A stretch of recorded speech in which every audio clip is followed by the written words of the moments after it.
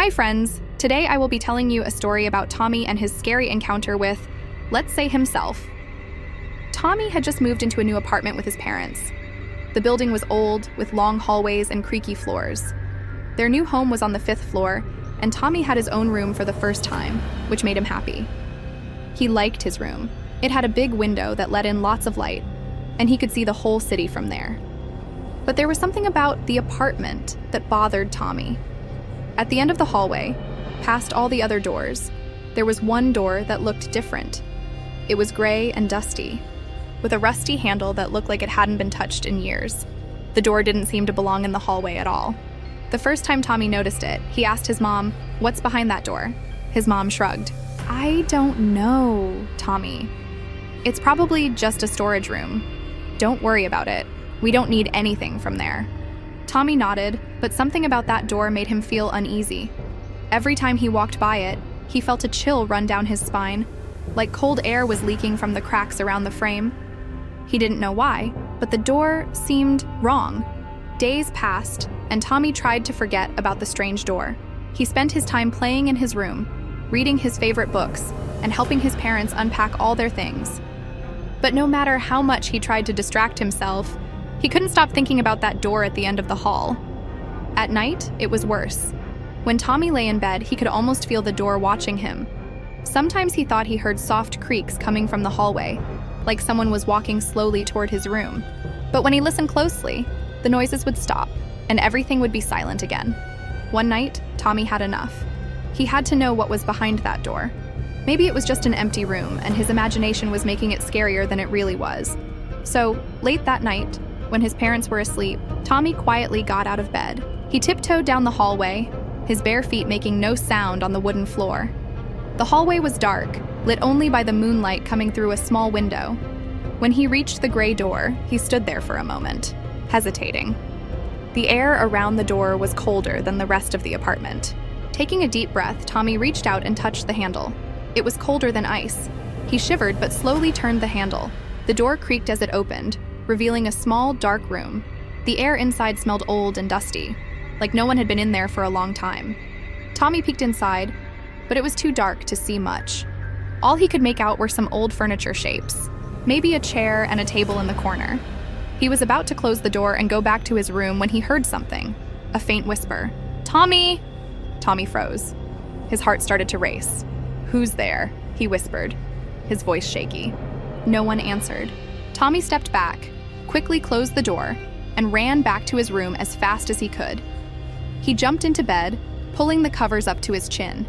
"It's just my imagination," he whispered to himself, trying to calm down. "I didn't hear anything. It's just an old room." But deep down, Tommy knew he had heard something. Someone had whispered his name. The next morning, Tommy tried to forget about the room.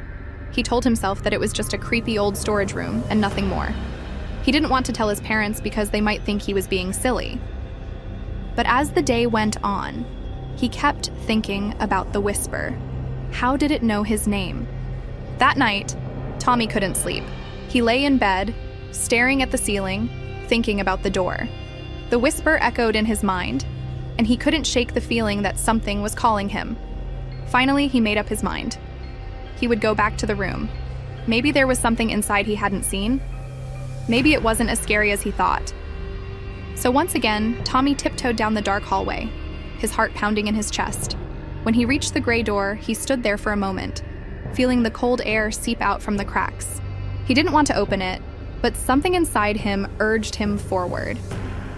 Slowly, he turned the handle and opened the door. This time, the room wasn't completely dark. A pale light glowed faintly from the corner, like a candle burning in the distance.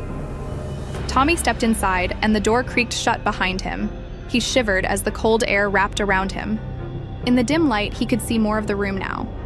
There was a small table, an armchair, and something that looked like a bed pushed against the wall. Everything was covered in dust, and the furniture looked old, like it had been forgotten for many years.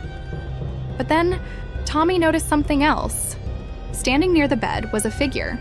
It was hard to see clearly, but it looked like a boy, about the same height as Tommy. The boy was standing very still, facing the wall. Tommy's heart raced as he stepped closer. "Hello?"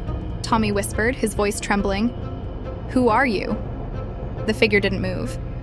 Tommy took another step forward. Are you okay?" Suddenly, the figure turned around and Tommy gasped.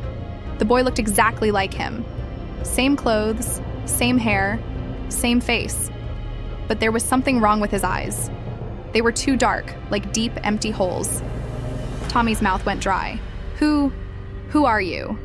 he stammered. The boy smiled, but it wasn't a friendly smile. It was a twisted, creepy grin, like he was enjoying a secret that Tommy didn't know. "I'm Tommy," the boy said, his voice soft and cold. "Just like you." Tommy felt his legs start to shake. "No, you're not. I'm Tommy," he said, backing away. The ghost boy took a step forward, still smiling. "This is my room. You're not supposed to be here." Tommy's heart pounded in his chest. "What do you mean? This isn't your room. It's just an old storage room." The ghost boy's smile faded, and his face twisted into a frown. "It was my room, a long time ago," he said, his voice growing colder. "But then I disappeared. Now I'm stuck here, and I don't like it when other people come into my room." Tommy took another step back, his back hitting the door. I didn't mean to come in," he whispered. "I'll leave." But the ghost boy shook his head. "Too late," he said, his eyes dark and empty. "You can't leave now." The room suddenly felt even colder, and the pale light flickered. Tommy's breath came out in white puffs as the air around him froze. He grabbed the door handle, but it wouldn't turn. He was trapped. The ghost boy stepped closer, his voice barely a whisper now. "Stay with me, Tommy. You'll never be lonely again." Tommy's heart raced as he pulled on the door, desperate to get out. The whispering grew louder, filling the room with cold, echoing voices. Suddenly, the door flew open, and Tommy stumbled back into the hallway. The cold air rushed past him as the door slammed shut behind him with a loud bang. Breathing hard, Tommy ran back to his room, his hands shaking. He jumped into bed and pulled the covers over his head, trembling. His heart was racing so fast he thought it might burst out of his chest. He didn't sleep at all that night. The ghost boy's words echoed in his mind. "Stay with me, Tommy." From that day on, Tommy avoided the gray door at the end of the hallway. He never went near it again, and every time he walked past, he made sure to keep his eyes on the floor. But sometimes, late at night, Tommy would hear the door creak open. And every time, he would hear a faint, cold whisper from the darkness. "Tommy!" But no matter how many times the ghost called for him, Tommy never went back to the room.